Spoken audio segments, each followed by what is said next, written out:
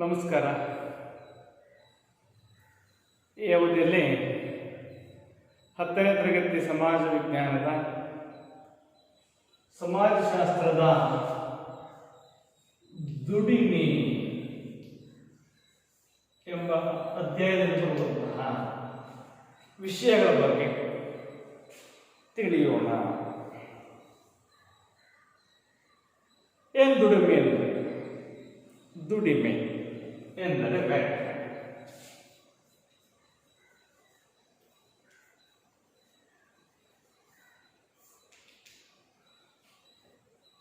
ವ್ಯಕ್ತಿ ತನ್ನ ದೈಹಿಕ ಮತ್ತು ಬೌದ್ಧಿಕ ಪರಿಶ್ರಮದಿಂದ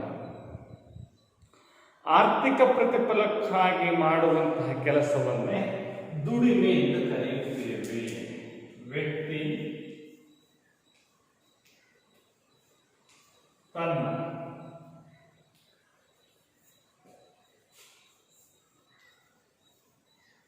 ದೈಹಿಕ ಮತ್ತು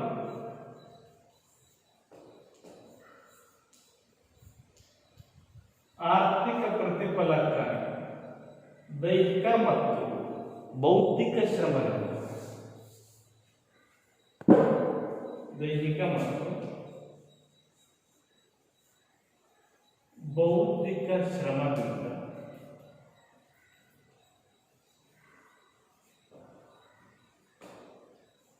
ಆರ್ಥಿಕ ಪ್ರತಿಫಲಕ್ಕಾಗಿ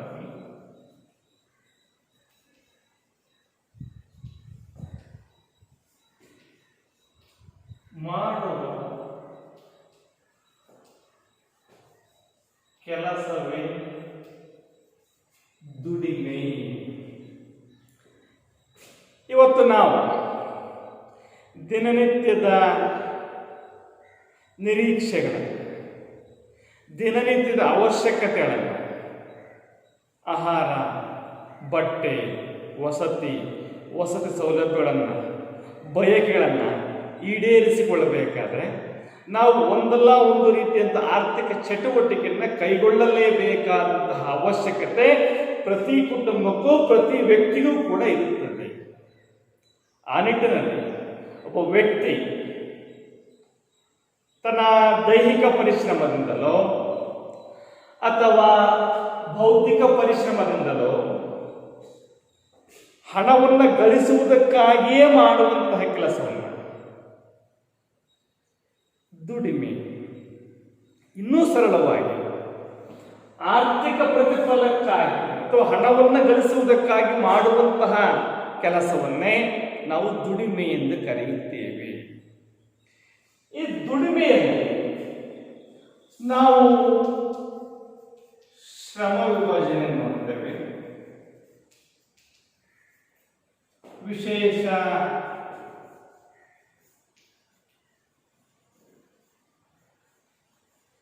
ಪರಿಣಿತಿಯನ್ನ ನೋಡ್ತೇವೆ.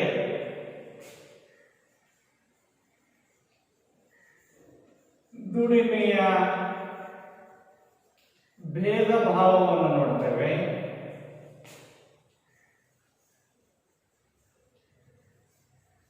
ಸಂಭಾವನೆ ಸಹಿತ ಮತ್ತು ಸಂಭಾವನೆ ರಹಿತ ದುಡಿಮೆ ನೋಡ್ತೇವೆ.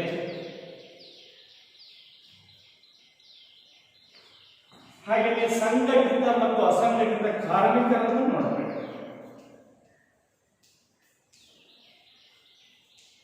ಸಂಘಟಿತ ಮತ್ತು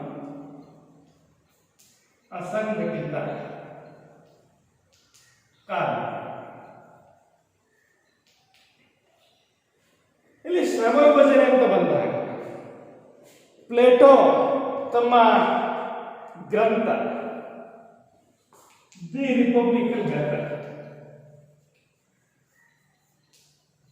ಪ್ಲೇಟೋ ತನ್ನ ಗ್ರಂಥವಾದಂತಹ ದಿ ರಿಪಬ್ಲಿಕಲ್ಲಿ ಶ್ರಮ ವಿಭಜನೆ ಬಗ್ಗೆ ಹೇಳ್ತಾರೆ. ಮಾನವ ಸಮಾಜವು ಸ್ವಾಭಾವಿಕ ಅಸಮಾನತೆಗಳಿಂದ ರೂಪುಗೊಳ್ಳುತ್ತದೆ. ಈ ಅಸಮಾನತೆಯು ಶ್ರಮ ವಿಭಜನೆಯಿಂದ ಕೂಡಿರುತ್ತದೆ. ಇದು ಪ್ಲೇಟೋ ತಮ್ಮ ರಿಪಬ್ಲಿಕ್ ಗ್ರಂಥದಲ್ಲಿ ಶ್ರಮ ವಿಭಜನೆಯ ಬಗ್ಗೆ ಹೇಳ್ತಕ್ಕ ಮಾನವ ಸಮಾಜವು ಸ್ವಾಭಾವಿಕ ಅಸಮತೋಲನಗಳಿಂದ ಕೂಡಿರುತ್ತದೆ. ಆ ಅಸಮತೋಲನವನ್ನ ಶ್ರಮ ವಿಭಜನೆಯು ಪೂರೈಸುತ್ತದೆ. ಉದಾಹರಣೆಗೆ, ಒಬ್ಬ ಮನುಷ್ಯ ಇನ್ನೊಬ್ಬರನ್ನ ಅವಲಂಬಿಸಲೇಬೇಕಾಗುತ್ತದೆ. ಭತ್ತವನ್ನು ಬೆಳೆಯುವನು ಬೇರೆ,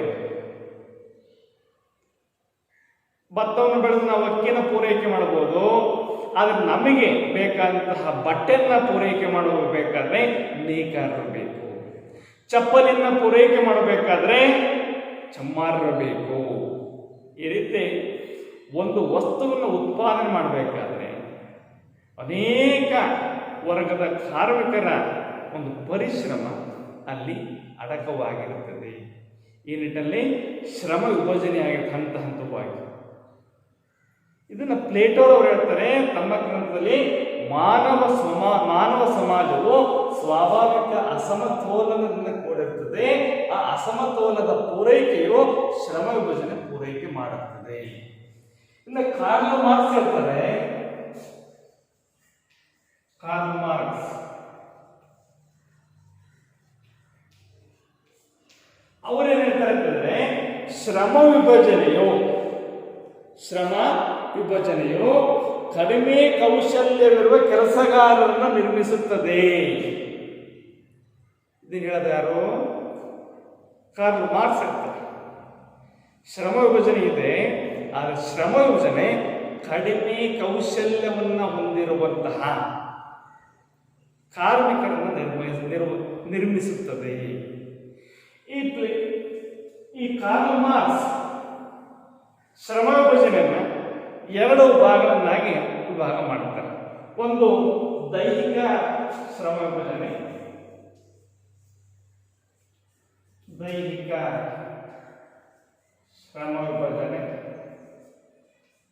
ಎರಡು ಬೌದ್ಧಿಕ ಶ್ರಮ ವಿಭಜನೆ.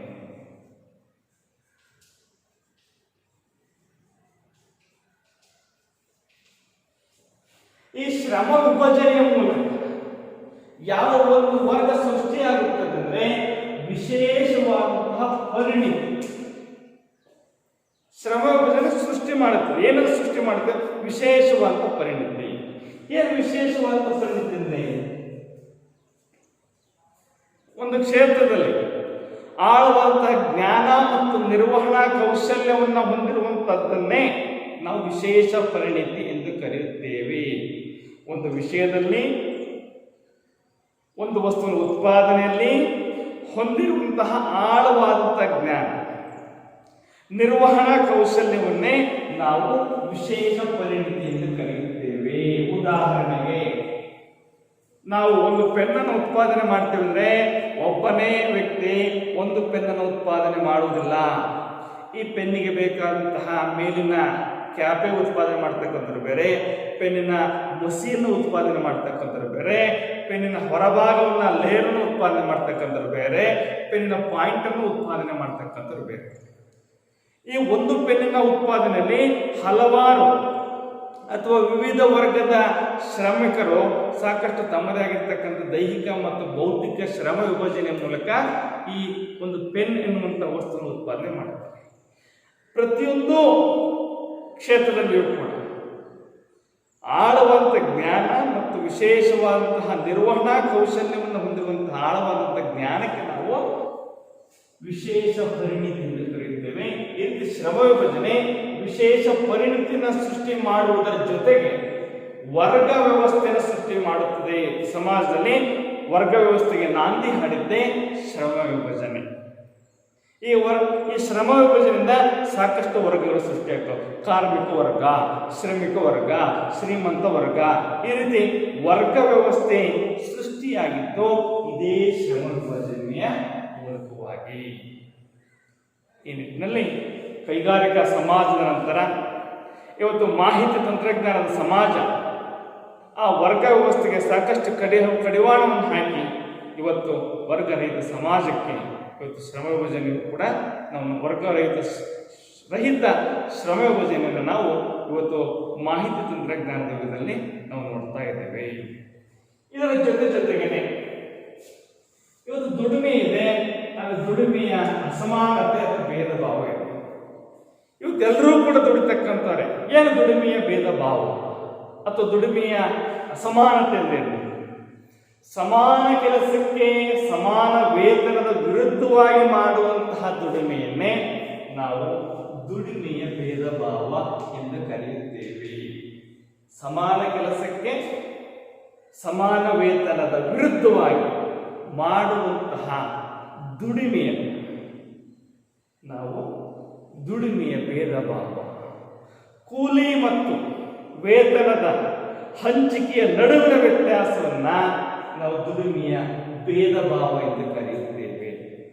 ಈಗ ಉದಾಹರಣೆ, ಇಬ್ಬರೂ ವ್ಯಕ್ತಿಗಳು ಒಂದೇ ಕೆಲಸ ಮಾಡ್ತಾ ಇದ್ದಾರೆ, ಒಂದೇ ಅವಧಿಗೆ ಬರ್ತಾರೆ, ಬೆಳಗ್ಗೆ 10 ಗಂಟೆಗೆ ಬರ್ತಾರೆ, ಸಂಜೆ 5 ಗಂಟೆ ದುಡಿತಾರೆ.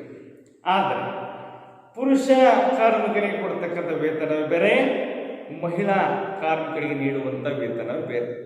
ಈ ರೀತಿ ಸಮಾನ ಕೆಲಸಕ್ಕೆ ಸಮಾನ ವೇತನದ ವಿರುದ್ಧವಾಗಿ ಮಾಡುವಂತಹ ದುಡಿಮೆ ಇದೆಯಲ್ಲ, ಅಥವಾ ಕೂಲಿ ಮತ್ತು ವೇತನದ ನಡುವಿನ ಹಂಚಿಕೆಯ ವ್ಯತ್ಯಾಸ ಇದೆಯಲ್ಲ, ಇದನ್ನೇ ನಾವು ದುಡಿಮೆಯ ಭೇದ ಭಾವ ಎಂದು ನೋಡಿದ್ದೇವೆ.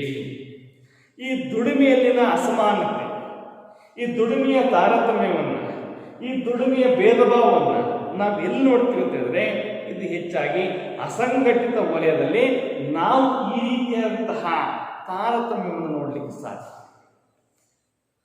ಯಾವ ವಲಯದಲ್ಲಿ? ಅಸಂಘಟಿತ ವಲಯದಲ್ಲಿ. 1976ರಲ್ಲಿ ಕೇಂದ್ರ ಸರ್ಕಾರ 76 ಒಂದು ಕಾಯ್ದೆಯನ್ನು ಜಾರಿ ಮಾಡಿದೆ. ಸಮಾನ ವೇತನ ಕಾಯ್ದೆಯನ್ನು 1976ರಲ್ಲಿ ಜಾರಿ ಮಾಡಿದೆ. ಸಮಾನ ವೇತನ ಕಾಯ್ದೆ. ಸಮಾನ ಕೆಲಸಕ್ಕೆ ಸಮಾನ ವೇತನ ಅಂದ್ರೆ ಯಾರಿಗೂ ಕೂಡ ತಾರತಮ್ಯವನ್ನು ಮಾಡಬಾರದು, ಎಲ್ಲರಿಗೂ ಕೂಡ ಸಮಾನವಾದಂತಹ ವೇತನ ಹಂಚಿಕೆ ಆಗಬೇಕು ಅನ್ನುವಂಥ ದೃಷ್ಟಿಯಿಂದ 76ರಲ್ಲಿ ಕೇಂದ್ರ ಸರ್ಕಾರ ಈ ಕಾಯ್ದೆಯನ್ನ ಜಾರಿಗೆ ತಂತು. ಇಷ್ಟಾಗಿಯೂ ಕೂಡ 76ರಲ್ಲಿ ಕಾನೂನು ಜಾರಿಗೆ ಬಂದಿದ್ದರೂ ಕೂಡ ಪ್ರಸ್ತುತ ದಿನಮಾನಗಳಲ್ಲಿ ಇವತ್ತಿಗೂ ಕೂಡ ನಾವು ಗ್ರಾಮೀಣ ಪ್ರದೇಶಗಳಲ್ಲಿ, ಅದರಲ್ಲೂ ಅಸಂಘಟಿತ ವಲಯದಲ್ಲಿ ಇನ್ನೂ ಕೂಡ ನಾವು ದುಡಿಮೆಯ ತಾರತಮ್ಯವನ್ನು ನೋಡ್ತಾ ಇದ್ದೇವೆ. ಇದು ಎಲ್ಲಿ ನೋಡ್ತೀವಿ ನಾವು? ಈ ಕೇಂದ್ರ ಸರ್ಕಾರದ ಕೆಲಸಗಳಲ್ಲಿ ನೋಡಲ್ಲ. ಕೇಂದ್ರ ಸರ್ಕಾರದ ಯೋಜನೆಗಳು ಅಂತಂದರೆ ಉದಾಹರಣೆಗೆ NREGP, JRY, ಗ್ರಾಮ ಸಡಕ್ ಯೋಜನೆ, ಆ ಒಂದು ಯೋಜನೆಗಳಲ್ಲಿ ಪುರುಷ ಮತ್ತು ಮಹಿಳಾ ಕಾರ್ಮಿಕ ಸಮಾನವಾದಂತಹ ವೇತನ ದೊರೆಯುತ್ತದೆ. ಆದರೆ ಖಾಸಗಿ ವ್ಯಕ್ತಿಗಳ ಬಳಿ ಕೆಲಸಕ್ಕೆ ಹೋದಂಥ ಸಂದರ್ಭದಲ್ಲಿ ಈ ರೀತಿ ಮಹಿಳಾ ಕಾರ್ಮಿಕರಿಗೆ ಬೇರೆ, ಪುರುಷ ಕಾರ್ಮಿಕರಿಗೆ ಬೇರೆಯಾದಂತಹ ವೇತನವನ್ನು ನೀಡುವಂತಹ ಒಂದು ಅಂಶವನ್ನ ಪ್ರಸ್ತುತ ದಿನಮಾನಗಳಲ್ಲಿ ಈಗಲೂ ಕೂಡ ನಾವು ಗ್ರಾಮೀಣ ಪ್ರದೇಶದಲ್ಲಿ ಆ ಒಂದು ವ್ಯವಸ್ಥೆಯನ್ನ ನಾವು ನೋಡ್ತಾ ಇದ್ದೇವೆ. ಈ ದುಡಿಮೆಯಲ್ಲಿನ ಭೇದ ಭಾವ ಇದು ಕೂಡ ಒಂದು ಪ್ರಮುಖವಾಗಿರ್ತಕ್ಕಂಥದ್ದು. ಇದು ದುಡಿಮೆಯಲ್ಲಿ ಇರತಕ್ಕಂತಹ ಒಂದು ಅಂಶ. ಇನ್ನು ದುಡಿಮೆ ಅಂತ ಬಂದು ನಾವು 2 ರೀತಿಯಾದ ದುಡಿಮೆ ಮಾಡ್ತೀವಿ. ಒಂದು ಸಂಭಾವನೆ ಸಹಿತ ದುಡಿಮೆ, ಇನ್ನೊಂದು ಸಂಭಾವನೆ ರಹಿತ ದುಡಿಮೆ. ಇದು 3 ಅಂಕ ಕೇಳ್ತಕ್ಕಂಥ ಪ್ರಶ್ನೆ. ಸಂಭಾವನೆ ಸಹಿತ ಮತ್ತು ಸಂಭಾವನೆ ರಹಿತ ದುಡಿಮೆ, ಅಥವಾ ಕೂಲಿ ರಹಿತ ಅಥವಾ ಕೂಲಿ ಸಹಿತ ದುಡಿಮೆ. ಏನು ಕೂಲಿ ಸಹಿತ ಅಥವಾ ಸಂಭಾವನೆ ಸಹಿತ ಅಥವಾ ಸಂಭಾವನೆ ರಹಿತ ದುಡಿಮೆ ಎಂದರೇನು?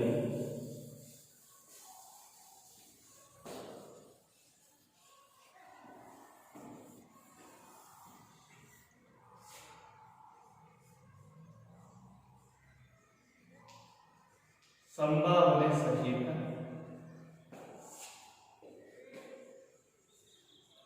ಸಂಭಾವನೆ ರಹಿತ. ಉದಾಹರಣೆಯನ್ನು ನೀಡಿ. ಸಂಭಾವನೆ ರಹಿತ ಮತ್ತು ಸಂಭಾವನೆ ಸಹಿತ ದುಡಿಮೆ ಎಂದರೇನೋ ಉದಾಹರಣೆಯನ್ನ ಅಥವಾ ವ್ಯತ್ಯಾಸವನ್ನ ಪಟ್ಟಿ ಮಾಡಿ ಅಂತ 3 ಕೇಳ್ತಕ್ಕಂಥ ಬಹಳ ಮುಖ್ಯವಾಗಿರ್ತಕ್ಕಂಥ ಪ್ರಶ್ನೆ. ಏನು ಸಂಭಾವನೆ ಸಹಿತ ಅಂದ್ರೆ ಆರ್ಥಿಕ ಪ್ರತಿಫಲಕ್ಕಾಗಿ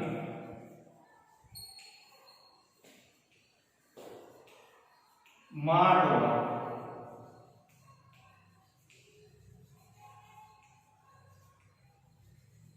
ಕೆಲಸವೇ ಸಂಭಾವನೆ ಸಹಿತ ದುಡಿಮೆ. ಇದಕ್ಕೆ ವಿರುದ್ಧವಾಗಿ ಸಂಭಾವನೆ ರಹಿತ ಅಂದ್ರೆ ಯಾವುದೇ ರೀತಿಯ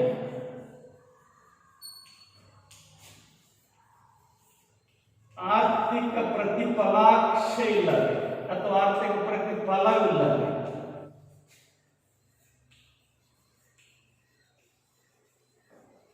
ಮಾಡುವ ಕೆಲಸವೇ ಕೂಲಿ ರಹಿತ ದುಡಿಮೆ. ಹಾಗಾದ್ರೆ ಯಾವ ರೀತಿಯಂತಹ ಉದಾಹರಣೆಯನ್ನು ನೀಡಬಹುದು? ಉದಾಹರಣೆಗಳನ್ನ ಕೂಲಿ ಸಹಿತ ದುಡಿಮೆ ಎಂದರೇನು ಅದಕ್ಕೆ ಉದಾಹರಣೆ ನೋಡಿದರೆ, ಇವತ್ತು ಶಿಕ್ಷಕರು, ವಕೀಲರು, ವೈದ್ಯರು, ಕಾರ್ಮಿಕರು,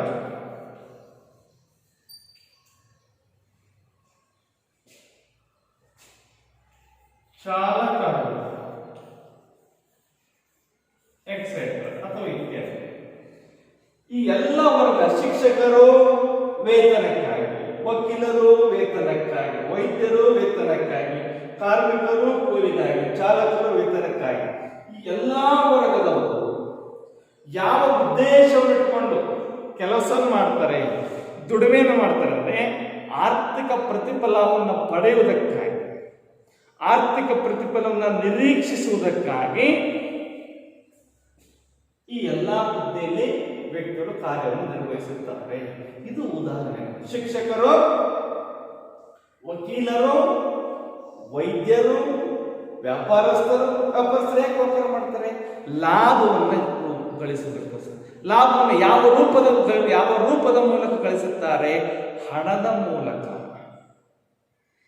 ಯಾರೇ ಆಗಲಿ ಯಾವುದೇ ಒಂದು ಆರ್ಥಿಕ ಪ್ರತಿಫಲಕ್ಕಾಗಿ ಮಾಡುವಂಥ ಕೆಲಸ ಇದೆಯಲ್ಲ, ಅದನ್ನು ಸಂಭಾವನೆ ಸಹಿತ ಕೂಲಿಕಾರರಿಂದ ಹಿಡಿದು ಕೃಷಿಕರಿಂದ ಹಿಡಿದು ಕೈಗಾರಿಕೆಯಲ್ಲಿ ದುಡಿತಕ್ಕಂಥ ಎಲ್ಲ ವರ್ಗದ ಜನರಿಂದ ಹಿಡಿದು ಸೇವಾ ವಲಯದಲ್ಲಿ ದುಡಿಯುವಂಥ ಎಲ್ಲ, ಇವತ್ತು ವಿಮೆ ಇರ್ಬೋದು, ಶಿಕ್ಷಣ, ವೈದ್ಯಕೀಯ, ಸಾರಿಗೆ, ಸಂಪರ್ಕ, ವ್ಯಾಪಾರ, ವ್ಯವಹಾರ, ತಂತ್ರಜ್ಞಾನ, ಎಲ್ಲರೂ ಕೂಡ ಯಾವ ನಿರೀಕ್ಷೆಯನ್ನು ಇಟ್ಟುಕೊಂಡು, ಯಾವ ಪ್ರತಿಫಲವನ್ನು ಬಯಸಿ ಕೆಲಸವನ್ನು ಮಾಡ್ತಾರೆ ಅಂದ್ರೆ ಹಣದ ಅಥವಾ ಆರ್ಥಿಕ ಪ್ರತಿಫಲಕ್ಕಾಗಿ ಮಾಡುವಂತಹ ಕೆಲಸ, ಆರ್ಥಿಕ ಪ್ರತಿಫಲದ ನಿರೀಕ್ಷೆ ಇಟ್ಟುಕೊಂಡು ಇವತ್ತು ಉದ್ಯೋಗ ಮಾಡ್ತಾರೆ.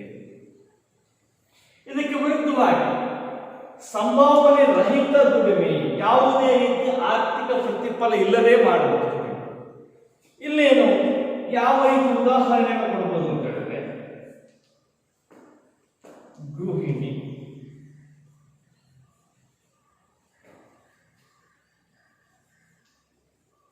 ಮನೆ ಪಾಠ ಹೇಳುವ,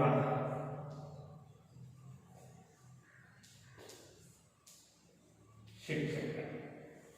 ಇಲ್ಲಿ ಗೃಹಿಣಿ ಅಂತ ಬಂದಾಗ ಮನೆಯಲ್ಲಿ ಮಹಿಳೆ ತಾಯಿಯಾಗಿ, ಮಡದಿಯಾಗಿ, ಪರಿಚಾರಕಳಾಗಿ ಮನೆಯ ಎಲ್ಲ ಕೆಲಸವನ್ನ ನಿರ್ವಹಿಸ್ತಾರೆ.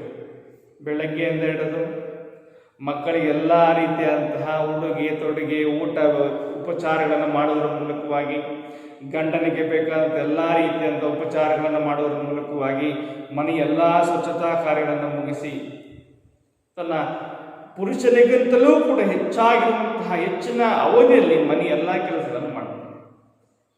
ಯಾವ ಉದ್ದೇಶ ಹಿಡ್ಕೊಂಡು? ಯಾವುದೇ ನಿರೀಕ್ಷೆ ಇಲ್ಲದೆ. ಅಂದ್ರೆ ಗೃಹಿಣಿ ಮನೆಯಲ್ಲಿ ದುಡಿಯುವಂಥ ದುಡಿಮೆ ಇದೆಯಲ್ಲ, ಅದು ಸಂಭಾವನೆ ರಹಿತ ದುಡಿಮೆ. ಅಲ್ಲಿ ಪ್ರತಿಫಲದ ನಿರೀಕ್ಷೆಯನ್ನು ಬಯಸುವುದಿಲ್ಲ. ಇದು ನನ್ನ ಮನೆ, ಆ ಉದ್ದೇಶ, ಇದು ನನ್ನದು ಎಂಬ ಉದ್ದೇಶ ಅಡಕವಾಗಿರುವುದರಿಂದ ಮನೆಯಲ್ಲಿ ಗೃಹಿಣಿ ಯಾವುದೇ ರೀತಿಯ ಆರ್ಥಿಕ ಪ್ರತಿಫಲವಿಲ್ಲದೆ ಕೆಲಸವನ್ನು ಮಾಡುತ್ತಾರೆ. ಮಡದಿ, ತಾಯಿ, ಪರಿಚಾರಕಳಾಗಿ ಎಲ್ಲ ಮನೆ ಎಲ್ಲ ರೀತಿಯ ಕೆಲಸವನ್ನು ಯಾವುದೇ ರೀತಿಯ ಹಣದ ಪ್ರತಿಫಲವಿಲ್ಲದೆ, ಆರ್ಥಿಕ ಪ್ರತಿಫಲವಿಲ್ಲದೆ ತನ್ನ ಕೆಲಸವನ್ನು ಮಾಡ್ತಾಳೆ. ಅಷ್ಟೇ ಅಲ್ಲ, ಒಬ್ಬ ಶಿಕ್ಷಕ ಮನೆಯಲ್ಲಿ ಯಾವುದೇ ರೀತಿಯ ಪ್ರತಿಫಲವನ್ನು ಪಡೆಯದೆ, ಬಯಸದೆ ವಿದ್ಯಾರ್ಥಿಗಳಿಗೆ ಮನೆ ಪಾಠ ಹೇಳುವುದು ಕೂಡ ಕೂಲಿ ರಹಿತ ಅಥವಾ ಸಂಭಾವನೆ ರಹಿತ ದುಡಿಮೆಯಾಗಿದೆ. ಅದೇ ಶಿಕ್ಷಕ ಶಾಲೆಯಲ್ಲಿ ವೇತನಕ್ಕಾಗಿ ದುಡಿದರೆ, ಮನೆಯಲ್ಲಿ ಯಾವುದೇ ರೀತಿಯ ಆರ್ಥಿಕ ಪ್ರತಿಫಲವನ್ನು ಪಡೆಯದೆ ಸೇವೆಯ ದೃಷ್ಟಿಯನ್ನಿಟ್ಟುಕೊಂಡು ನಾನು ಮಾಡ್ತಾ ಇರ್ತಕ್ಕಂಥ ಮಕ್ಕಳಿಗೆ ನನ್ನಲ್ಲಿರ್ತಕ್ಕಂಥ ಸೇವೆ ಎನ್ನುವಂತಹ ಸೇವಾ ಮನೋಭಾವನೆಯಿಂದ ಮಾಡಿದರೆ ಅದು ಕೂಲಿ ರಹಿತ, ಅದು ಸಂಭಾವನೆ ರಹಿತ ದುಡಿಮೆ ಆಗುತ್ತದೆ. ಈ ರೀತಿ ಸಂಭಾವನೆ ರಹಿತ ದುಡಿಮೆಯಲ್ಲಿ ಗೃಹಿಣಿ ಮನೆಯ ಸೇವೆಯನ್ನು ಮಾಡುತ್ತಾರೆ. ಒಬ್ಬ ಶಿಕ್ಷಕ ಮನೆಯ ಸುತ್ತಮುತ್ತಲ ಎಲ್ಲ ಮಕ್ಕಳಿಗೂ ಕೂಡ ಒಂದು ಪಾಠ ಹೇಳಿಕೊಡುವುದರ ಮೂಲಕವಾಗಿ ಸೇವೆಯನ್ನು ಮಾಡಿದರೆ, ಮನೆಯ ಯಜಮಾನ ಯಾವುದೇ ಪ್ರತಿಫಲವನ್ನು ಪಡೆಯದೆ ಮನೆಯ ಎಲ್ಲ ರೀತಿಯ ಸೇವೆಯನ್ನು ಮಾಡಿದರೆ, ಈ ಎಲ್ಲ ಸೇವೆಗಳು ಕೂಡ ಸಂಭಾವನೆ ರಹಿತ ಸೇವೆಗಳಾಗಿ, ಸಂಭಾವನೆ ರಹಿತ ದುಡಿಮೆಗಳಾಗಿ ಕಂಡುಬರುತ್ತವೆ. ಈ ರೀತಿ ಎರಡು ರೀತಿಯ ದುಡಿಮೆ ನೋಡುತ್ತೇವೆ. ಒಂದು ಸಂಭಾವನೆ ಸಹಿತ. ಸಂಭಾವನೆ ಸಹಿತ ಅಂದರೆ ಹಣದ ಉದ್ದೇಶಕ್ಕಾಗಿ ಮಾಡುವಂತಹ ದುಡಿಮೆ. ಸಂಭಾವನೆ ರಹಿತ ದುಡಿಮೆ ಅಂದರೆ ಯಾವುದೇ ರೀತಿಯ ಆರ್ಥಿಕ ಪ್ರತಿಫಲ ಇಲ್ಲದೆ ಮಾಡುವಂತಹ ಕೆಲಸವನ್ನು ನಾವು ಸಂಭಾವನೆ ರಹಿತ ದುಡಿಮೆ ಎಂದು ಕರೆಯುತ್ತೇವೆ. ಈ ರೀತಿ ಈ ಎರಡು ರೀತಿಯಂತಹ ದುಡಿಮೆಗಳನ್ನು ನಾವು ದುಡಿಮೆಯಲ್ಲಿ ನಾವು ನೋಡ್ತೇವೆ. ಇನ್ನು ದುಡಿಮೆಯಲ್ಲಿ ಎರಡು ವರ್ಗದ ಕಾರ್ಮಿಕರನ್ನು ನಾವು ನೋಡ್ತೇವೆ. ಎರಡು ವರ್ಗದ ಕಾರ್ಮಿಕರು ಯಾರು? ಆ ಎರಡು ವರ್ಗದ ಕಾರ್ಮಿಕರು ಯಾರು ಅಂತಂದ್ರೆ, ಒಂದು ಸಂಘಟಿತ ವಲಯದ ಕಾರ್ಮಿಕರು, ಇನ್ನೊಂದು ಅಸಂಘಟಿತ ವಲಯದ ಕಾರ್ಮಿಕರು.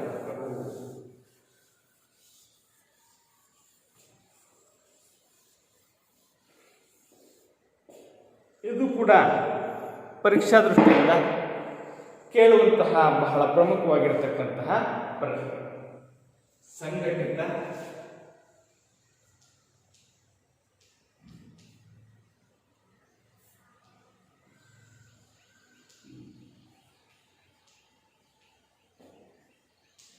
ಕಾರ್ಮಿಕರು,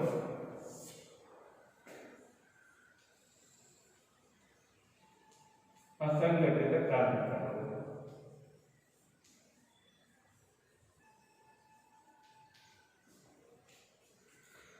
ಮೂರಕ್ಕೆ ಇದು ಕೂಡ ಪರೀಕ್ಷಾ ದೃಷ್ಟಿಯಿಂದ ಕೇಳಬಹುದಾಗಿರ್ತಕ್ಕಂಥ ಒಂದು ಪ್ರಶ್ನೆ.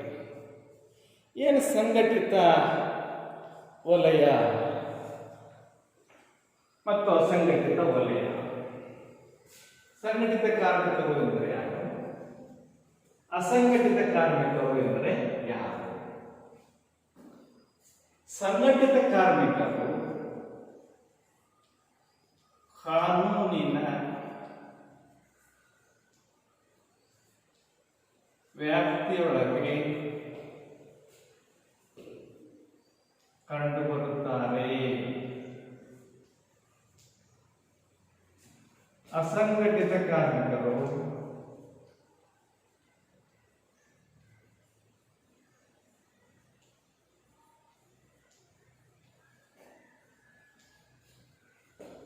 ಯಾವುದೇ ರೀತಿಯ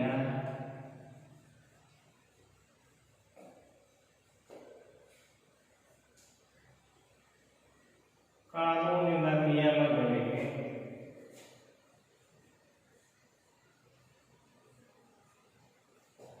ಒಳಪಡುವುದಿಲ್ಲ.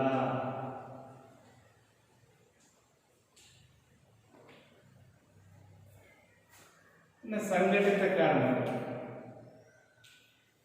ನಿಗದಿತ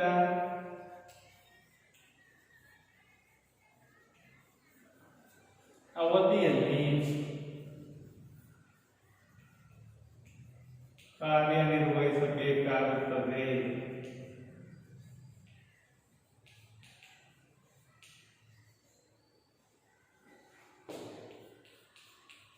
ಅಸಂಘಟಿತ ಕಾರ್ಮಿಕರಿಗೆ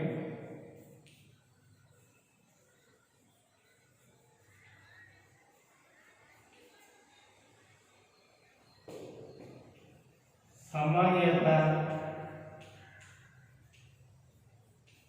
ನಿಗದಿ ಇರುವುದಿಲ್ಲ.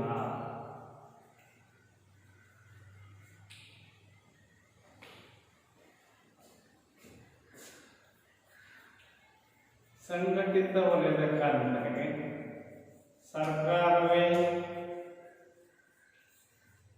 ಆರೋಗ್ಯ ಸೌಲಭ್ಯಗಳನ್ನು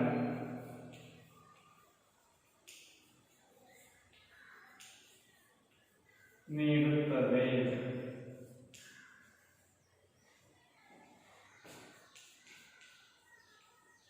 ಯಾವುದೇ ರೀತಿಯ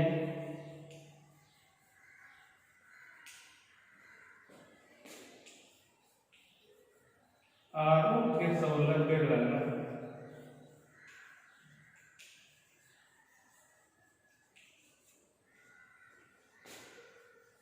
ನೀಡುವುದಿಲ್ಲ.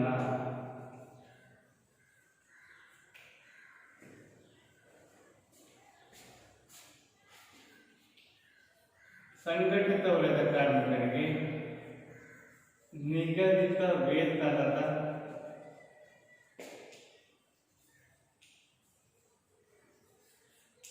ವ್ಯವಸ್ಥೆ ಇರುತ್ತದೆ.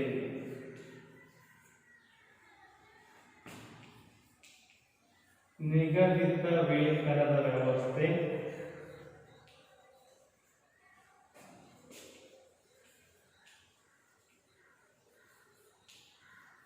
ಇರುವುದಿಲ್ಲ.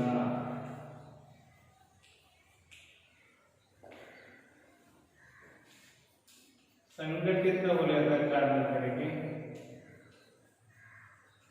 ಸಾಮಾಜಿಕ ಭದ್ರತೆ ಇರುತ್ತದೆ.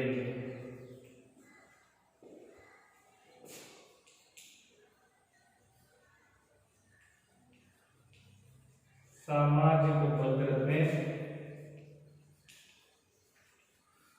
ಇರುವುದಿಲ್ಲ.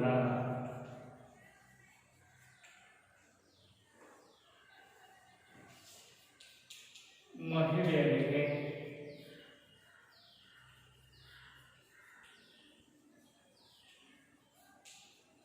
ವಿಶೇಷ ಸೌಲಭ್ಯಗಳನ್ನು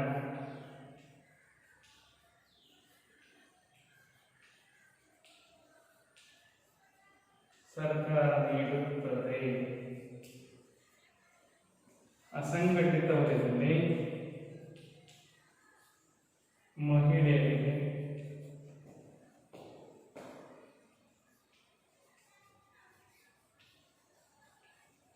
ಯಾವುದೇ ರೀತಿಯ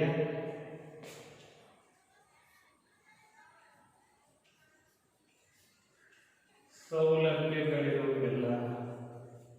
ಈ ರೀತಿಯಾದ ಅನೇಕ ವ್ಯತ್ಯಾಸಗಳನ್ನು ನಾವು ಪಟ್ಟಿ ಮಾಡಬಹುದು. ಈ ರೀತಿ ವ್ಯತ್ಯಾಸವನ್ನು ಸಂಘಟಿತ ಮತ್ತು ಅಸಂಘಟಿತ ಕಾರ್ಮಿಕರ ನಡುವೆ ಮೊದಲನೇದಾಗಿ ನಾವು ಸಂಘಟಿತ ಕಾರ್ಮಿಕರು.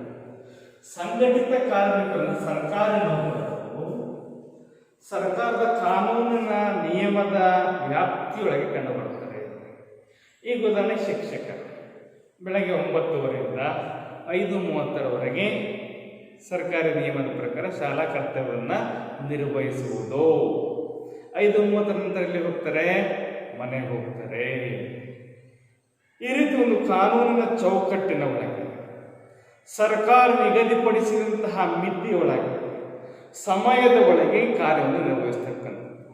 ಈ ರೀತಿ ಮೊಟ್ಟ ಮೊದಲದಾಗಿ ಸಂಘಟಿತ ವಲಯದ ಕಾರ್ಮಿಕರು ಕಾನೂನಿನ ಮಿತಿಯೊಳಗೆ ಕಾನೂನಿನ ವ್ಯಾಪ್ತಿಯೊಳಗೆ ನಾವು ಸಂಘಟಿತ ಕಾರ್ಮಿಕರನ್ನ ನೋಡ್ತೇವೆ. ಇನ್ನು ಎರಡನೇದಾಗಿ ನಿಗದಿತ ಅವಧಿ. ಸರ್ಕಾರಿ ನೌಕರಿಗೆ ಒಂದು ನಿಗದಿತ ಅವಧಿ, ಗರಿಷ್ಠ 8 ಅವಧಿ ತನಕ ಸರ್ಕಾರಿ ನೌಕರರು ತಮ್ಮ ಕಾರ್ಯವನ್ನು ನಿರ್ವಹಿಸಬೇಕು. ಇದು ಸಂಘಟಿತ ವಲಯದ ಕಾರ್ಮಿಕರಿಗೆ ಯಾವುದೇ ಇಲಾಖೆ, ಶಿಕ್ಷಣ ಇಲಾಖೆ ಇರಬಹುದು, ನ್ಯಾಯಾಂಗ ಇಲಾಖೆ ಇರ್ಬೋದು, ಇಂಜಿನಿಯರಿಂಗ್ ಇಲಾಖೆ ಇರ್ಬೋದು, ಕಂದಾಯ ಇಲಾಖೆ ಇರ್ಬೋದು, ಇದು ಯಾವುದೇ ಇಲಾಖೆಗಳಿದ್ರೂ ಕೂಡ ಎಲ್ಲ ಇಲಾಖೆಗಳಿಗೂ ಕೂಡ ನಿಗದಿತ ಸಮಯವನ್ನು ಕಾರ್ಯವನ್ನು ನಿರ್ವಹಿಸಲಿಕ್ಕೆ ನಿಗದಿಯನ್ನು ಮಾಡಿದೆ ಸರ್ಕಾರ ಮಾಡಿರ್ತಕ್ಕಂಥ. ಈ ರೀತಿ ಸಂಘಟಿತ ವಲಯದ ಕಾರ್ಮಿಕರಿಗೆ ನಿಗದಿತ ಅವಧಿಯಲ್ಲಿಯೇ ಕಾರ್ಯವನ್ನು ನಿರ್ವಹಿಸುವಂತಹ ಅವಕಾಶವಿದೆ. ಇದರ ಜೊತೆಗೆ ಸರ್ಕಾರವೇ ಎಲ್ಲ ರೀತಿಯ ಆರೋಗ್ಯ ಸೌಲಭ್ಯಗಳನ್ನು, ಉದಾಹರಣೆಗೆ ಸರ್ಕಾರಿ ನೌಕರ, ಅವನಿಗೇನಾದರೂ ಕೂಡ ಅಪಘಾತ, ಅವನಿಗೇನು ಯಾವುದೇ ರೀತಿಯ ಶಸ್ತ್ರಚಿಕಿತ್ಸೆ ಆದರೆ ಆ ಶಸ್ತ್ರಚಿಕಿತ್ಸೆಗೆ ತಗಲುವಂಥ ಒಟ್ಟಾರೆ ವೆಚ್ಚವನ್ನು ಸರ್ಕಾರವೇ ಪಾವತಿ ಮಾಡುವಂತಹ, ಉದಾಹರಣೆಗೆ ಅವನು ದುಡಿಮೆಯ ಸಂದರ್ಭದಲ್ಲಿ ಅಕಾಲಿಕ ಮರಣಕ್ಕೆ ಈಡಾದ ಸಂದರ್ಭದಲ್ಲಿ ಅಥವಾ ಸಂಪೂರ್ಣವಾದ ಅಂಗವೈಫಲ್ಯಕ್ಕೆ ತುತ್ತಾದ ಸಂದರ್ಭದಲ್ಲಿ ಆ ಕುಟುಂಬದ ಇನ್ನೋರ್ವ ಸದಸ್ಯನಿಗೆ ಕೆಲಸವನ್ನು ನೀಡುವಂತಹ ವ್ಯವಸ್ಥೆಯನ್ನು ನಾವು ಸಂಘಟಿತ ವ್ಯವಸ್ಥೆ ಮಾಡ್ತೀವಿ. ಈ ರೀತಿ ಸರ್ಕಾರವೇ ಒಬ್ಬ ಸರ್ಕಾರಿ ನೌಕರನ್ನ ಎಲ್ಲ ರೀತಿಯ ಆರೋಗ್ಯ ಸೌಲಭ್ಯಗಳನ್ನು ನೀಡುವಂತಹ ಕಾರ್ಯವನ್ನು ಸರ್ಕಾರ ಮಾಡುತ್ತದೆ. ಇದಷ್ಟೇ ಅಲ್ಲ, ಪ್ರತಿ ತಿಂಗಳು ಕೂಡ ಸರ್ಕಾರ ನಿಗದಿತ ವೇತನ ನೀಡುತ್ತದೆ. ದಿನನಿತ್ಯದ ಅವಶ್ಯಕತೆಗಳನ್ನು ಪೂರೈಸಿಕೊಳ್ಳುವಂಥ ನಿಟ್ಟಿನಲ್ಲಿ ಇದು ಸರ್ಕಾರಿ ನೌಕರನಿಗೆ ಸರ್ಕಾರದ ಅಧೀನದಲ್ಲಿ ಬರುವಂತಹ ನಿಗಮ ಮಂಡಳಿ, ಅನುದಾನಿತ ಶಾಲೆ, ಈ ರೀತಿ ಅನೇಕ ರೀತಿಯಂತಹ ಸಂಸ್ಥೆಗಳಿಗೆ ನಿಗದಿತ ವೇತನವನ್ನು ಸರ್ಕಾರವೇ ನೀಡುವಂತಹ ಕಾರ್ಯವನ್ನು ಮಾಡುತ್ತೆ. ಆ ಸರ್ಕಾರ ನೀಡುವಂತಹ ವೇತನದ ಮೂಲಕವಾಗಿ ಆ ಸರ್ಕಾರಿ ನೌಕರರು, ನಿಗಮ ಮಂಡಳಿಗಳ ನೌಕರರು, ಸ್ಥಳೀಯ ಸಂಸ್ಥೆಗಳ ನೌಕರರು ತಮ್ಮ ದಿನನಿತ್ಯದ ಅವಶ್ಯಕತೆಗಳನ್ನು ಪೂರೈಸಿಕೊಳ್ಳುತ್ತಾರೆ. ಇದಷ್ಟೇ ಅಲ್ಲ, ಸಾಮಾಜಿಕ ಭದ್ರತೆ ಇರುತ್ತದೆ. ಈಗ ಹೇಳಿದೆ, ನಾನು ವೃತ್ತಿಯ ಸಂದರ್ಭದಲ್ಲಿ ಮರಣಕ್ಕೀಡಾದರೆ, ದೈಹಿಕ ಅಂಗವೈಫಲ್ಯಕ್ಕೀಡಾದರೆ ನನ್ನ ಕುಟುಂಬದ ಭದ್ರತೆಗಾಗಿ ಸರ್ಕಾರ ಇಂತಿಷ್ಟು ಹಣವನ್ನು ನೀಡುವುದರ ಜೊತೆಗೆ ನನ್ನ ಕುಟುಂಬದ ಭದ್ರತೆಗಾಗಿ ನಮ್ಮ ಕುಟುಂಬದಲ್ಲಿರುವಂತಹ ಯಾರಿಗಾದರೂ ಒಬ್ಬ ವ್ಯಕ್ತಿಗೆ ಏನು ಮಾಡುತ್ತೆ, ಸರ್ಕಾರ ಉದ್ಯೋಗವನ್ನು ನೀಡುತ್ತದೆ. ಇಂತಹ ಒಂದು ವ್ಯವಸ್ಥೆ ಸಂಘಟಿತ ವಲಯದಲ್ಲಿ ನಾವು ನೋಡ್ತೀವಿ. ಈ ಒಂದು ಸೌಲಭ್ಯ ಯಾರಿಗಿದೆ ಅಂತಂದರೆ ಸಂಘಟಿತ ವಲಯದಲ್ಲಿ ದುಡಿಯುವಂತಹ ಕಾರ್ಮಿಕರಿಗೆ ಇರುವಂತಹ ಸೌಲಭ್ಯ. ಇನ್ನು ಮಹಿಳೆಯರಿಗೆ ವಿಶೇಷವಾದ ಸೌಲಭ್ಯ, ಉದಾಹರಣೆಗೆ ಗರ್ಭಿಣಿ ಮಹಿಳೆಯರಿಗೆ ಸುಮಾರು 6 ತಿಂಗಳ ಪ್ರಸೂತಿ ರಜೆಯನ್ನು ನೀಡಲಾಗಿದೆ. ಇನ್ನು ಏನಾದರೂ ವಿಶೇಷವಾದ ಸಂದರ್ಭಗಳಲ್ಲಿ ಮಹಿಳೆಯರಿಗೆ ವಿಶೇಷವಾದಂತಹ ರಜೆಯನ್ನು ನೀಡುವಂತಹ ಅಥವಾ ರಜೆಯನ್ನು ಪಡೆಯುವಂತಹ ಸೌಲಭ್ಯವೂ ಕೂಡ ಸರ್ಕಾರ ಮಹಿಳೆಯ ಅಥವಾ ಮಹಿಳಾ ನೌಕರರಿಗೆ ಸರ್ಕಾರ ಈ ರೀತಿ ಅನೇಕ ರೀತಿಯಾದಂಥ ಸೌಲಭ್ಯಗಳನ್ನು ನೀಡಿದೆ. ಈ ಎಲ್ಲ ರೀತಿಯಾದಂಥ ಲಕ್ಷಣಗಳನ್ನು ನಾವು ಯಾವ ಕಾರ್ಮಿಕರಿಗೆ ನೀಡ್ತೇವೆ ಅಂದರೆ ಸಂಘಟಿತ ಕಾರ್ಮಿಕರು ಎಲ್ಲ ರೀತಿಯ ಸೌಲಭ್ಯವನ್ನು ಪಡೆಯುತ್ತಾರೆ. ಉದಾಹರಣೆ, ಮೊದಲನೇದಾಗಿ ಕಾನೂನಿನ ಚೌಕಟ್ಟಿನ ಒಳಗೆ ಕಂಡುಬರುತ್ತಾರೆ. ಜೊತೆಗೆ ನಿಗದಿಪಡಿಸಿದ ಅವಧಿಯಲ್ಲಿ ಕಾರ್ಯವನ್ನು ನಿರ್ವಹಿಸಬೇಕಾಗುತ್ತದೆ. ಸರ್ಕಾರವೇ ಆರೋಗ್ಯ ಸೌಲಭ್ಯಗಳನ್ನು ಒದಗಿಸಿಕೊಡುತ್ತದೆ. ನಿಗದಿತ ವೇತನ ವ್ಯವಸ್ಥೆಯು ಕೂಡ ಜಾರಿಯಲ್ಲಿರುತ್ತದೆ.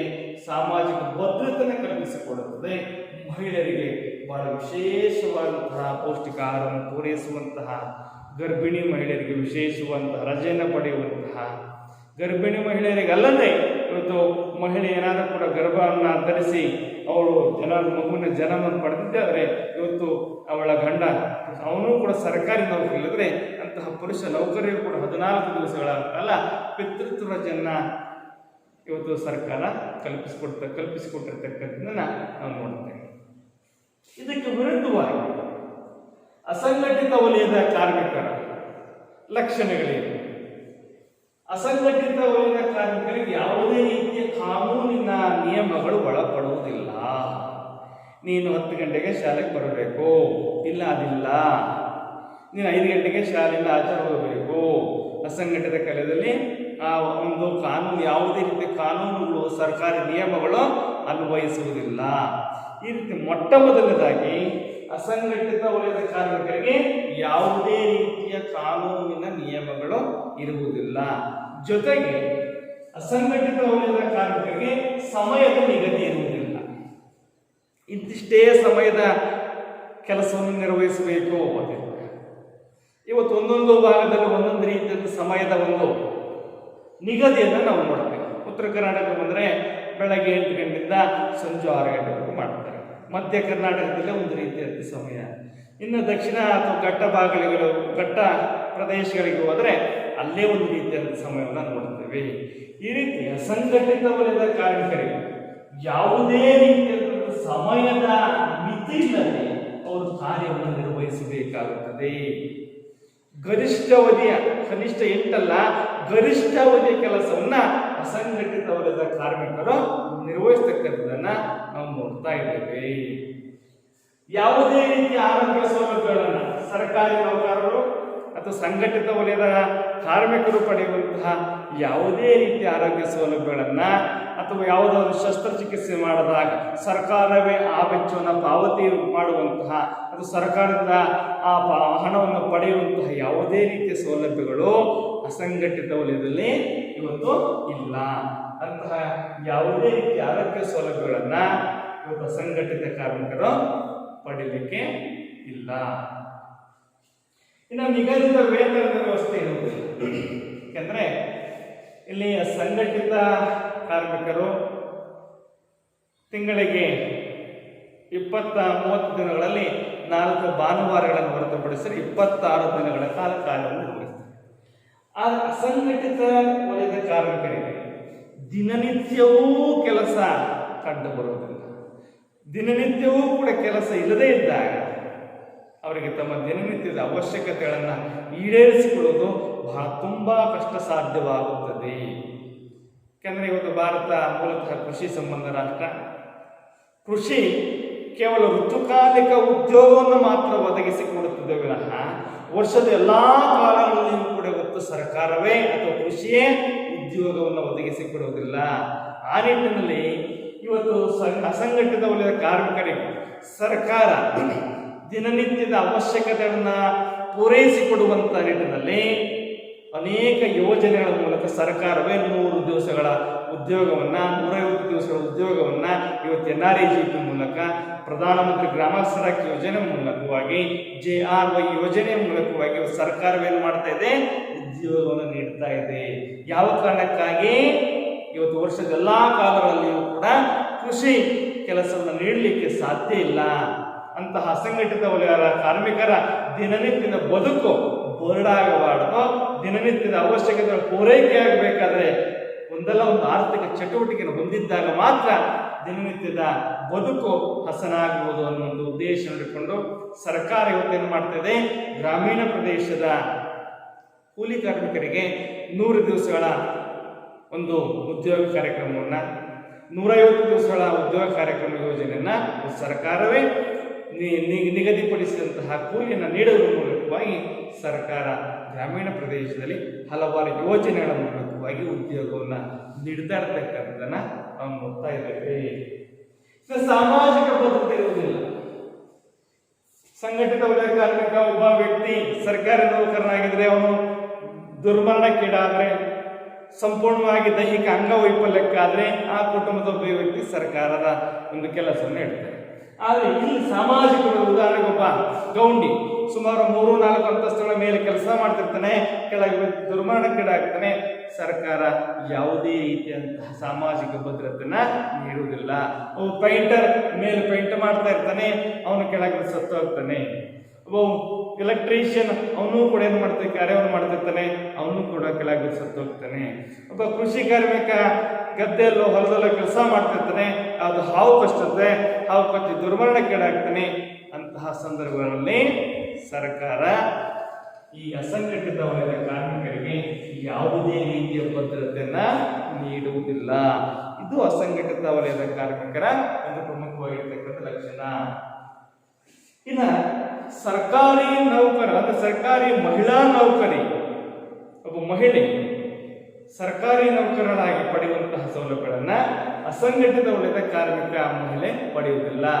ಇಲ್ಲಿ ಒಬ್ಬ ಮಹಿಳೆ ಗರ್ಭಿಣಿಯಾಗಿದ್ರೂ ಕೂಡ 6 ತಿಂಗಳಾಗಿದ್ದು 7 ತಿಂಗಳಾಗಿ ಗೊತ್ತಿಲ್ಲ, ದಿನನಿತ್ಯದ ಅವಶ್ಯಕತೆಗಳು, ದಿನನಿತ್ಯದ ಪೂರೈಕೆಗಳು ಪಡೆಯಬೇಕು ಅಂತಾದರೆ ಅವಳು ದುಡಿಯಬೇಕಾದ ಅನಿವಾರ್ಯತೆ ಇದ್ದೇ ಇರುತ್ತದೆ.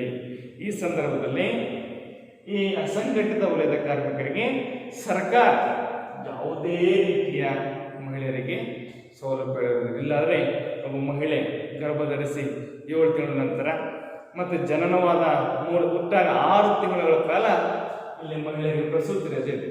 ಆದರೆ ಅಸಂಘಟಿತ ವಲಯದ ಕಾರ್ಮಿಕರಲ್ಲಿ ಮಹಿಳೆ ಜನನವಾದರೂ ಕೂಡ ಜನನ ನಂತರ ಜನನ ಪೂರ್ವ ಯಾವುದೇ ರೀತಿಯ ಸೌಲಭ್ಯಗಳು ಅಸಂಘಟಿತ ವಲಯದಲ್ಲಿ ನಾವು ನೋಡುವುದಿಲ್ಲ. ಈ ರೀತಿಯಂಥ ಲಕ್ಷಣಗಳನ್ನು ನಾವು ಸಂಘಟಿತ ಮತ್ತು ಅಸಂಘಟಿತ ವಲಯದಲ್ಲಿ ಪಟ್ಟಿ ಮಾಡಬಹುದು. ಇವತ್ತಿಗೂ ಕೂಡ ಅಸಂಘಟಿತ ವಲಯದವರು ಅನೇಕ ಸಮಸ್ಯೆಗಳನ್ನು, ಅನೇಕ ಸವಾಲುಗಳನ್ನು ಎದುರಿಸುತ್ತಿದ್ದಾರೆ. ಹಾಗಾದ್ರೆ ಆ ಸವಾಲುಗಳು ಯಾವುವು? ಆ ಸವಾಲುಗಳೇ ಇವು. ಏನು ನಾವು ಲಕ್ಷಣಗಳು ಅಂತ ಪಟ್ಟಿ ಮಾಡಿದೆವೋ ಈ ಎಲ್ಲ ಲಕ್ಷಣಗಳೇ ಅಸಂಘಟಿತ ವಲಯದ ಕಾರ್ಮಿಕರು ಇವತ್ತು ಎದುರಿಸುತ್ತಿರುವಂತಹ ಪ್ರಮುಖ ಸವಾಲುಗಳು ಅಥವಾ ಸಮಸ್ಯೆಗಳು. ಇದನ್ನು ಕೂಡ ಕೇಳ್ತಕ್ಕಂಥ ಪ್ರಶ್ನೆ. ಅಸಂಘಟಿತ ಕಾರ್ಮಿಕರು ಯಾವುದೇ ರೀತಿಯ ಕಾನೂನಿನ ನಿಯಮಗಳಿಗೆ ಒಳಪಡದಿರಬಹುದು. ಇನ್ನು ಅವರಿಗೆ ನಿಗದಿತ ವೇತನನೇ ಇರುತ್ತೆ. ಇವತ್ತು ಒಬ್ಬ ವ್ಯಕ್ತಿ ಕನಿಷ್ಠ 8 ಗಂಟೆ ಅವಧಿಯವರೆಗೆ ಮಾತ್ರ ಕೆಲಸವನ್ನು ನಿರ್ವಹಿಸಬೇಕಾಗುತ್ತದೆ. ಇವತ್ತೇನಾಗಿದೆ, ಇವತ್ತು ಕೃಷಿಯಲ್ಲಿ ಇವತ್ತು ಬೆಳಗ್ಗೆ ಹೋದರೆ ಸುಮಾರು 10 ರಿಂದ 12 ಗಂಟೆಯ ಅವಧಿಯವರೆಗೆ ಏನಾಗ್ತಾ ಇದೆ, ಇವತ್ತು ಸಾಕಷ್ಟು ರೀತಿಯಂತಹ ಕೆಲಸವನ್ನ ನಿರ್ವಹಿಸಬೇಕಾಗ್ತದೆ. ಇವತ್ತು ಅಸಂಘಟಿತ ವಲಯದ ಕಾರ್ಮಿಕರು ಎದುರಿಸ್ತಾ ಇರತಕ್ಕಂಥ ಸಮಸ್ಯೆಗಳು ಅಥವಾ ಸವಾಲುಗಳು ಅಂದರೆ ಒಂದು ವಲಸೆ, 2 ಸಾಮಾಜಿಕ ಭದ್ರತೆ, ಕಾನೂನು ಚೌಕಟ್ಟು, ಬಾಲ ಕಾರ್ಮಿಕರು, ದೈಹಿಕ ಮತ್ತು ಮಾನಸಿಕ ದೌರ್ಜನ್ಯ. ಇವು ಅಸಂಘಟಿತ ವಲಯದ ಕಾರ್ಮಿಕರು ಈ ಸಮಸ್ಯೆಗಳ ಜೊತೆಗೆ ಎದುರಿಸ್ತಾ ಇರ್ತಕ್ಕಂಥ ಅಸಂಘಟಿತ ವಲಯದ ಕಾರ್ಮಿಕರು ಎದುರಿಸುತ್ತಿರುವಂತಹ ಸವಾಲುಗಳು.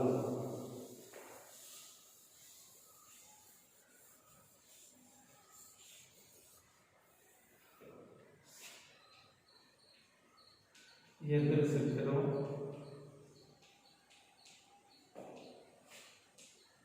ಸವಾಲು.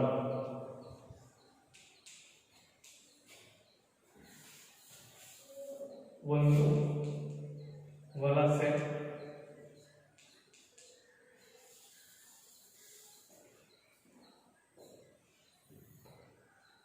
ದೈಹಿಕ ಮತ್ತು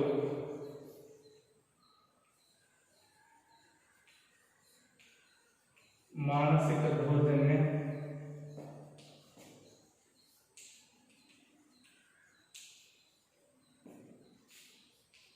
ಬಾಲಕಾರ್ಮಿಕರು,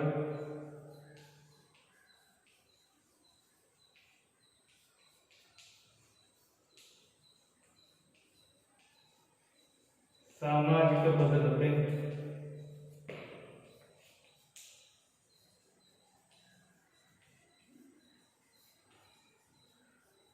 ಕಾನೂನು ಚೌಕಟ್ಟು.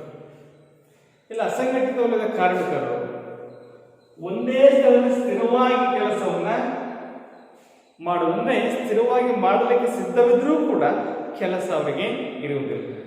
ಹಾಗಾಗಿ ಕೆಲಸಕ್ಕೆ ಏನು ಮಾಡಬೇಕಾಗ್ತಾರೆ, ಅವರು ಒಂದು ಪ್ರದೇಶದಿಂದ ಇನ್ನೊಂದು ಪ್ರದೇಶಕ್ಕೆ ಅಲೆಯುವಂತಹ ಪರಿಸ್ಥಿತಿಯನ್ನು ನಾವು ಅಸಂಘಟಿತ ವಲಯದಲ್ಲಿ ನೋಡ್ತೀವಿ. ಹಾಗಾಗಿ ಈ ಅಸಂಘಟಿತ ವಲಯ ಸಂಪೂರ್ಣವಾಗಿ ಏನಾಗ್ತಾ ಇದೆ ಅಂತ ಹೇಳಿದ್ರೆ ವಲಸೆಯಿಂದ ಕೂಡಿದೆ. ಈ ವಲಸೆಯೂ ಕೂಡ ಅಸಂಘಟಿತ ವಲಯದ ಕಾರ್ಮಿಕರು ಎದುರಿಸ್ತಾ ಇರ್ತಕ್ಕಂಥ ಪ್ರಮುಖವಾಗಿರ್ತಕ್ಕಂತಹ ಸವಾಲು. ಇನ್ನು ದೈಹಿಕ ಮತ್ತು ಮಾನಸಿಕ ದೌರ್ಜನ್ಯ. ಇವತ್ತು ಈ ದೈಹಿಕ ಮತ್ತು ಮಾನಸಿಕ ದೌರ್ಜನ್ಯ ಹೆಚ್ಚಾಗಿ ಪುರುಷರಿಗಿಂತ ಮಹಿಳಾ ಕಾರ್ಮಿಕರು, ಮಹಿಳೆಯರ ಮೇಲೆ ಲೈಂಗಿಕ ದೌರ್ಜನ್ಯವಾಗ್ತಾ ಇದೆ, ಶೋಷಣೆಯಾಗ್ತಾ ಇದೆ, ಮಾನಸಿಕ ದೌರ್ಜನ್ಯವಾಗ್ತಾ ಇದೆ. ಇದು ಹೆಚ್ಚಾಗಿ ಎಲ್ಲಿ ಕಂಡು ಬರ್ತಾ ಇದೆ, ಅಸಂಘಟಿತ ವಲಯದ ಮಹಿಳಾ ಕಾರ್ಮಿಕರು ಹೆಚ್ಚಾಗಿ ದೈಹಿಕ ಮತ್ತು ಮಾನಸಿಕ ದೌರ್ಜನ್ಯಕ್ಕೆ ಒಳಗಾಗ್ತಾ ಇರ್ತಕ್ಕಂಥದ್ದು.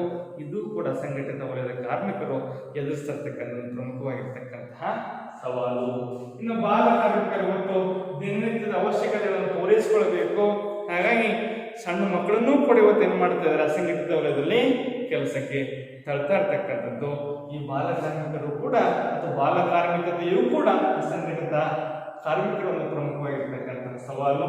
ಇನ್ನು ಯಾವುದೇ ರೀತಿಯ ಬಹಳ ಮುಖ್ಯವಾಗಿ ಸಾಮಾಜಿಕ ಭದ್ರತೆ ಇಲ್ಲದಿರ್ತಕ್ಕಂಥದ್ದು, ದುಡಿಯುವಂಥ ಸಂದರ್ಭದಲ್ಲಿ ಅಕಾಲಿಕ ಮರಣಕ್ಕೀಡಾದರೆ, ಅಂಗವೈಫಲ್ಯಕ್ಕೀಡಾದರೆ, ಅಂತಹ ಸಂದರ್ಭದಲ್ಲಿ ಯಾವುದೇ ರೀತಿ ಸಾಮಾಜಿಕ ಸಂಘಟಿತ ವಲಯದ ಕಾರ್ಮಿಕರಿಗೆ ಸಿಗುವಂಥ ಯಾವುದೇ ರೀತಿಯ ಸಾಮಾಜಿಕ ಭದ್ರತೆಗಳು ಇಲ್ಲದೇ ಇರತಕ್ಕಂಥದ್ದು, ಸಾಮಾಜಿಕ ಭದ್ರತೆಗಳಿಂದ ವಂಚಿತರಾಗಿರ್ತಕ್ಕಂಥದ್ದು ಕೂಡ ಎದುರಿಸ್ತಕ್ಕಂಥದ್ದು. ಇದು ಕೂಡ ಬಹಳ ಪ್ರಮುಖವಾಗಿರ್ತಕ್ಕಂಥದ್ದು ಸಮಸ್ಯೆ. ಯಾವುದೇ ರೀತಿಯ ಕಾನೂನಿನ ಚೌಕಟ್ಟು ಇಲ್ಲದೆ ಇರ್ತಕ್ಕಂಥದ್ದು, ಒಂದು ಸಮಯ ಆಗಿರ್ಬೋದು, ಒಂದು ವೇತನ ಆಗಿರ್ಬೋದು, ಒಂದು ನಿಗದಿತವಂತ ಯಾವುದೇ ರೀತಿಯ ಕಾನೂನಿನ ಚೌಕಟ್ಟಿನ ಒಳಗೆ ಅಸಂಘಟಿತ ವಲಯದ ಕಾರ್ಮಿಕರು ಕಂಡು ಬರುವುದಿಲ್ಲ. ಹಾಗಾಗಿ ಅಸಂಘಟಿತ ವಲಯದ ಕಾರ್ಮಿಕರು ಪ್ರಸ್ತುತವಾಗಿ ಎಲ್ಲ ಸವಾಲುಗಳನ್ನು, ಈ ಎಲ್ಲ ಸಮಸ್ಯೆಗಳನ್ನ ಎದುರಿಸುತ್ತಿದ್ದಾರೆ.